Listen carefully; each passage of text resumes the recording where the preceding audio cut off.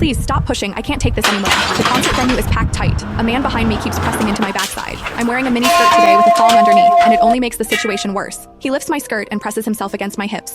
As the atmosphere heats up, someone in front of me slams into me, and I stumble back a step. My body stiffens as I feel like something just slid inside me. My name was Mandy Cox, and I was a die-hard fangirl. I wanted a celebrity to notice me, so I dressed for attention. I wore heavy makeup and made sure nothing about me went unnoticed. My low-cut top revealed a wide stretch of skin, and my chest bounced with every step. I paired it with a mini skirt that barely covered my thighs and sexy white stockings which hugged my legs. But when I arrived, reality hit. The concert venue was packed so tightly I couldn't move, and the crowd swallowed me whole. The celebrity was never going to notice me. I craned my neck and shouted, "Darling, take me." I never imagined that line would draw the wrong kind of attention. Instead of the celebrity, it caught a filthy creep. After I shouted it, I became aware of a man behind me, repeatedly bumping into me. At first, I brushed it off. In a crowd that dense, accidental contact was easy to explain, but the feeling wouldn't go away. Something hard kept pressing against my butt from behind. I assumed I'd accidentally backed into his hand where it rested behind me, so I turned and offered a polite apology. "Sorry, I didn't mean to bump into you." He paused, then flashed a leering smile and said, "It's okay, I don't mind." When I turned back toward the stage, I felt him press against me again, more deliberate than before. I kept my attention on the celebrity on stage and shut him out. The man became increasingly brazen, pulling up my skirt and pressing close against my backside. I had only a thong on underneath, which left my butt exposed. I felt his touch directly against my skin and assumed it was his finger.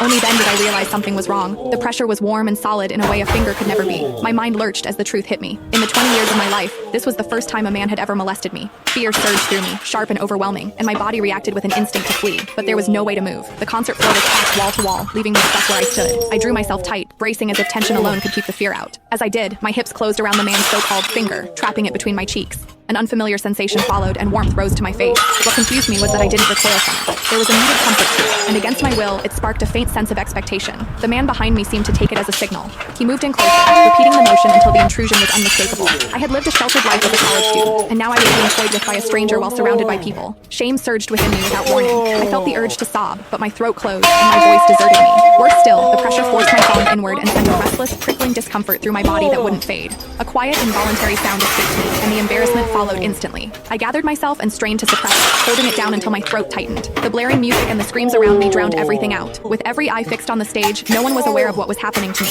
At the same time, the intensity continued to rise, touching something deep inside me. I bit down on my lip as cold sweat traced my spine. My awareness was tipping back and forth between humiliation and a pleasure I couldn't bring myself to name. I knew I couldn't take it anymore if it continued, so I turned sharply to face the man behind me. "Please, stop pushing. I can't take this anymore." When I finished speaking, the man leaned toward me and whispered in my ear, "Is it exciting, the way I'm pushing against you?" The shame was overwhelming, and I was on the verge of crying. "I'm a virgin. I've never done that kind of thing. Please, let me go." He didn't stop. Instead, his gaze burned deeper as he seized my waist, the pressure growing stronger. "You're really a virgin? Then let me show you what it feels like to be a woman." For reasons I couldn't explain, his words didn't spark resistance right away. They stirred an expectancy instead. I wondered what was wrong with me. I'd explored my body in private, only to